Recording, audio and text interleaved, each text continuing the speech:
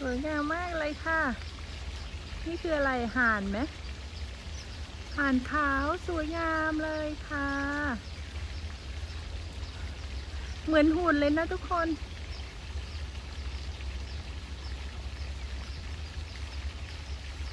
เหมือนหุ่นเลยนะ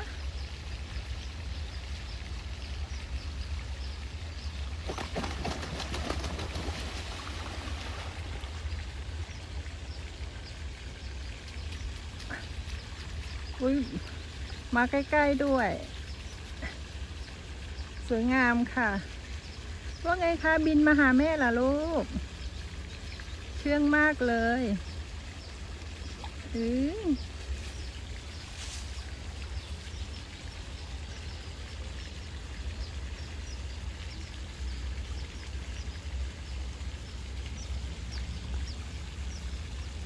สวยงามสวยงาม